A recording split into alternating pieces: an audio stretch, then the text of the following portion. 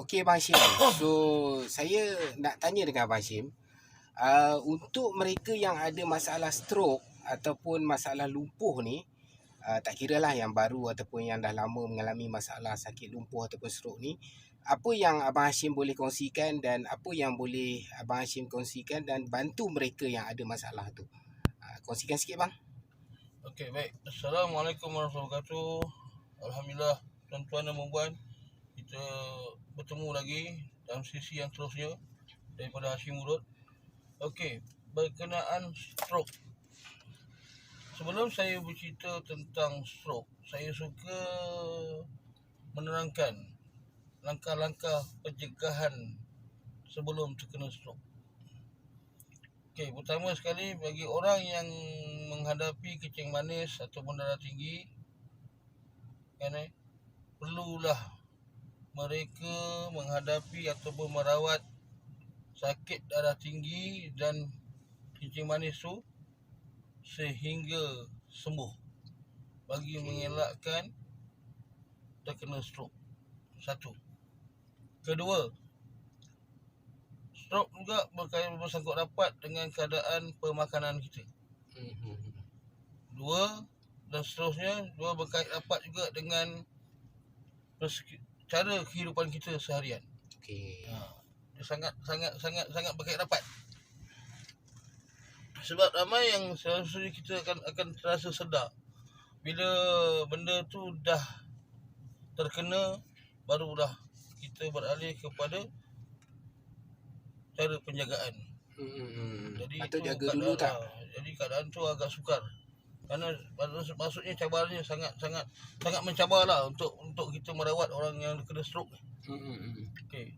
Stroke ni sebenarnya dia, jangan kita berfikiran orang yang kata orang tu orang yang muda pada peringkat usia 30-an hingga ke 30-an, 40-an tu tidak terkena stroke.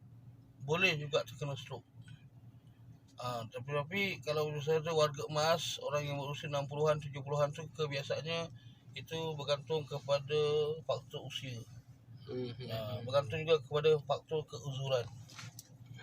Okey, baik. Stroke ni kalau mudah difahami, stroke tu bahasa Inggeris. Yang biasa kita dengar orang cakap lah stroke ni tu sebenarnya bahasa Inggeris. Tapi bahasa yang mudah difahami dalam bahasa kita adalah angin ahmah. Ya. Atau yang kedua, lumpuh berbeza lumpuh. Lumpuh, Stroke, lumpuh angin beza ahmah, lumpuh berbeza. Okey. Stroke atau agama disebabkan penyakit, sesuatu yang memang ada dalam yang dah ada dalam tubuh seseorang. Lumpuh ni disebabkan kemalangan. Kemalangan, contoh yang menyebabkan salah satu anggota tu hilang, ataupun menyebabkan salah satu anggota tu cedera parah, terpaksa dibedah, masukkan besi dan sebagainya. Itu menyebabkan dia lumpuh.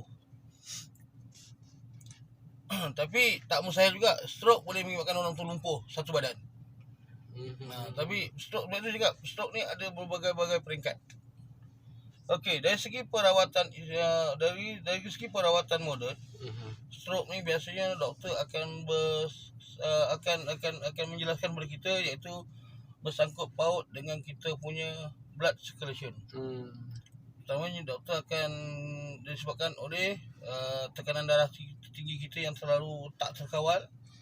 Ataupun kencing manis kita tu yang dah kencing manis, biasanya kencing manis ni akan bergandingan dua. Kencing manis dan darah tinggi tu bergandingan dan melanda kita dalam tahap yang sukar dikawal. Kan boleh juga menyebabkan kita stroke ataupun lumpuh. Tapi dari segi rawatan tradisional, stroke ni adalah dua perkara yang berbeza dari segi bentuk perawatan. Okey, stroke biasanya berlaku dalam istilah rawatan Melayu, biasanya berlaku sebelum subuh, selepas subuh, sebelum maghrib. Itu adalah stroke. Makna bermaksud dia bersangkut paut dengan cuaca. Biasanya berlaku dalam waktu 9, 10, 11, 12, 1, 2, 3, 4, 5. Kenapa ketika waktu ni cuaca itu panas. Keadaan cuaca persekitaran itu panas dan dalam masa yang sama musuh utamanya adalah darah tinggi. Sebab itu saya suka beritahu dengan perempuan, tandanya berlaku keadaan yang sebegitu, cuaca panas kan, dan apa ni, ada pula masalah darah tinggi, dan dalam masalah darah tinggi ini perlulah sentiasa dipantau sehari-hari untuk kita tahu tekanan darah tinggi. Dan kalau boleh, bagi orang yang menghadapi penyakit stroke ni kan, bawa bertenang lah. Jangan selalu stres. Biasa stres tu dia akan tu cakap stroke ni ataupun stroke ni biasanya dia bersangkut paut dengan persekitaran sekeliling. Kan.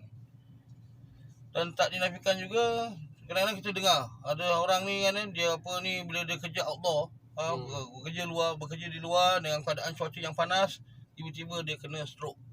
Tiba-tiba dia rasa gelap mata, tiba-tiba nak tumbang. Lepas tu tak tahu je dia ketegangan otot. Lepas tu salah satu anggota biasanya muka lah akan menjadi sengit ataupun herut. Okey. Jadi ini disebabkan oleh tekanan darah dan juga haba. Kalau yang macam tu bercedera dengan cuaca luaran, itu dipanggil stroke haba.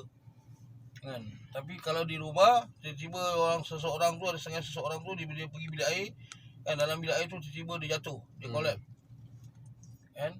Kemudian tiba-tiba dia tak boleh bangun. Biasa itu tekanan darah dia melebihi daripada paras yang biasa. Okey, apakah tindakan awal kita bila kita menghadapi situasi yang sebegitu? Pertama, bagi seseorang yang bekerja di luar, di luar tempat yang terbuka ketika cuaca panas terik. Bila berlaku keadaan sebegitu, tuan-tuan dan puan-puan berasa gelap mata dan terasa cuaca sangat panas, kan, tuan berhentilah segera daripada melakukan kerja tersebut. Berehat dan mintalah bantuan rakan-rakan sekerja ataupun tuan sendiri pergi ke mana tempat kedai yang berhampiran. Dapatkan jus timun. Dia ada dua benda yang boleh membantu kita, jus timun ataupun lagi satu buah kundo.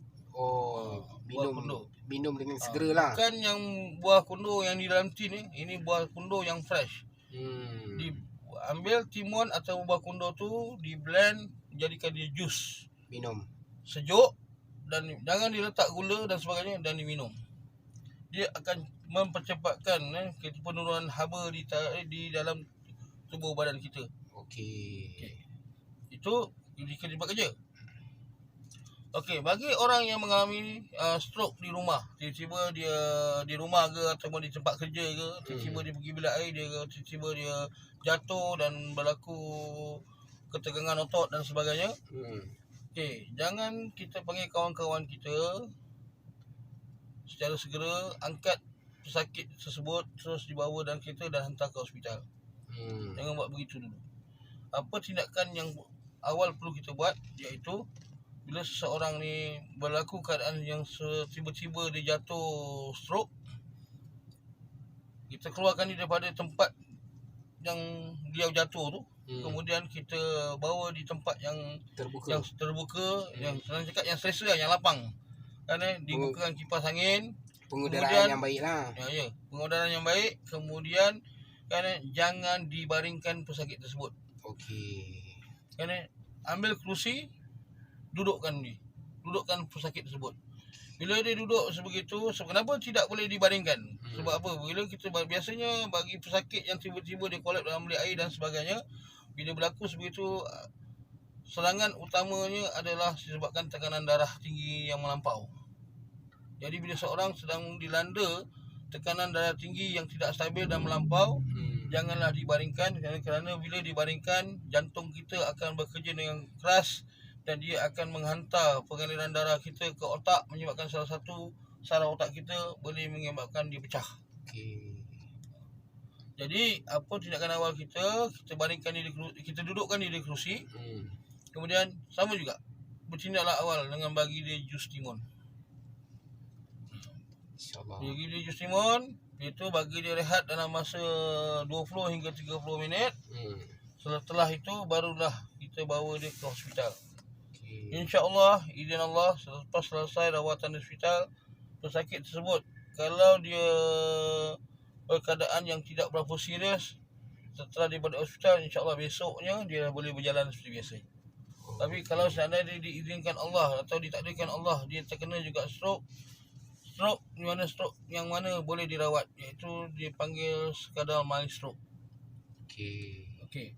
Setelah selesai rawatan di hospital, pesakit stroke ni bila dibawa balik ke rumah, bolehlah dipanggil tukang urut. Pengurut untuk merawati pesakit stroke tersebut. Tapi tuan-tuan dan puan-puan, suka saya berpesan, bila panggil tukang urut, pastikan panggil tukang urut yang berpengalaman dari segi saraf, dari segi otot dan juga dari sendi. Kan Kemudian panggillah mereka. Tak boleh sebarang je lah bang ni. Bukan apa, ditakuti kalau misalnya kata kita panggil seseorang tukang urut yang katakan yang tidak berapa berpengalaman, kan dia akan menyebabkan satu tindak balas yang tidak berapa bagus kepada pesakit tersebut. Otot cedera dan sebagainya kan. Ada sebab apa, benda ni banyak pengalaman daripada pesakit juga yang berkongsi dengan saya. Kerana dia cakap dah cuba dah Tuan Haji pergi ke sana, pergi ke sini, berurut dan sebagainya. Padahal sebab benda ni bukan kita nak mengatakan pengurut tersebut tidak bagus. Tidak. Sebab penyembuhan tu Allah yang bagi. Betul. Kita yang berikhtiar. Tapi setidaknya kita cari yang betul-betul yang berpengalaman lah. InsyaAllah. Okey, baik. So abang dengan Abang Hashim Urut ni, kalau abang didatangi oleh pesakit yang mengalami stroke ni, abang akan melakukan apa bang? Adakah urutan saja ataupun urutan berserta dengan kiropraktik dan sebagainya? Boleh jelaskan sikit bang? Baik, bagi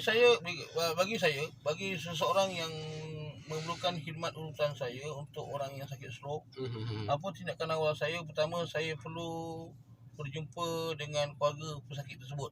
Iaitu saya perlu jumpa yang sakit stroke tu, sebab saya kena tengok fizikal dia bagaimana. Kemudian baru dah dengan bersama saya perlu tahu siapakah yang menjaga pesakit tersebut. Sebab kalau kita just cakap dalam perbualan menggunakan handphone, kita dapat gambaran yang jelas macam mana keadaan macam mana keadaan dia, kan. Jadi bila saya dah dapat dah berhadapan, pergi melawat dan berjumpa pesakit tersebut, berjumpa ahli keluarga yang menjaga pesakit tersebut, jadi di situ saya tak akan buat rawatan sebanyak 10 kali berturut-turut. Biasanya saya akan minta izin selama 3 hari berturut-turut, ataupun 5, bergantung pada keadaan pesakit tersebut, situasi dan keadaan pesakit tersebut. Paling lama pun 5 hari berturut-turut. Tetapi ada syaratnya. Syarat yang pertama, kerana pesakit dan penjaga tersebut mesti berkongsi dengan saya, berkawan rapat dengan saya, kerana dari segi apa saja ikhtiar saya untuk merawat pesakit tersebut, apa saja knowledge yang saya ada atau ilmu yang saya ada, saya akan kongsikan dengan pesakit tersebut dan yang menjaga tersebut, kan, untuk diamalkan. Dan saya tidak menolak juga, saya menggalakkan juga, saya katakan pesakit tersebut biasanya doktor akan buat rawatan susulan, mana-mana mencadangkan kepada pesakit stroke tersebut dengan kaedah fisioterapi, kan. Fisioterapi perlu kerana bagi seseorang yang kena stroke, yang mengalami kelemahan daripada segi otot. Biasanya orang stroke ni bila otot tu tak bergerak, dia akan lemah, namanya otot lemah. Biasanya doktor akan mencadangkan bagi pesakit tersebut dalam seminggu sekali ataupun sebulan 2 kali, pesakit tersebut perlu menjalani kaedah fisioterapi. Kalau bagi saya sebagai perawat tradisional, saya akan mulakan dengan kaedah chiropraktik. Saya akan membetulkan sendi pesakit tersebut bergantung kepada kemampuan mereka. Kemudian saya akan urut dan saraf untuk satu badan. Kemudian saya akan mencadangkan pada pesakit tersebut, iaitu mengamalkan berbekam darah. Sebab apa? Untuk memulihkan peredaran darahnya. Sebab perlu dipaham, stroke biasanya bersangkut paut, kalau istilah doktor dia panggil blood block. Setengahnya pengamat urutan dia faham bila dia mengurut soalan pesakit stroke, dia akan beritahu dengan pesakit tersebut, oh tuan ini mengalami ada saraf yang terhimpit ataupun tersepit. Tetapi kalau kaedah dengan urutan saja, biasanya dia tidak akan menyelesaikan masalah. Bagi pengalaman saya, bagi orang yang kena mild stroke, bila kita dah buatkan, kita mulakan dengan membuat buat rawatan secara chiropraktik, iaitu dengan memperbetul sendi, kemudian baru kita sulami dengan urutan. Keperlu saya akan bekam angin pesakit tersebut. Alhamdulillah, dalam berapa kali serta rawatan tersebut dalam masa lebih kurang dalam masa 2 jam, alhamdulillah pesakit itu boleh berjalan seperti sedia kali. Alhamdulillah. Ini bagi, jangan salah faham ya, ini bagi pesakit stroke yang dipanggil mild stroke, stroke yang ringan. Okey. Jadi begitulah. Dan seterusnya saya akan kongsikan dengan pesakit tersebut kerana apa yang boleh dijaga, apa yang perlu dijaga, apa yang perlu dielakkan dan yang perlu diamalkan. Sama ada secara teori atau praktikal, ataupun secara moden ataupun secara tradisional. Dia perlu bergabung. Dia tak ada mengatakan okey yang tradisional yang terbaik, yang moden ni tidak bagus, tidak. Dia perlu bergabung bersama-sama. Okey. Wassalam. Okey bang, terima kasih bang atas penjelasan tu. So kita fahamlah untuk penjagaan pesakit stroke ni dia memerlukan maksud dia komitmen daripada pelbagai lah, sama ada abang sebagai seorang perawat, pesakit itu sendiri dan juga keluarga yang menjaganya. Betul bang Okey bang, terima kasih. Assalamualaikum warahmatullahi wabarakatuh.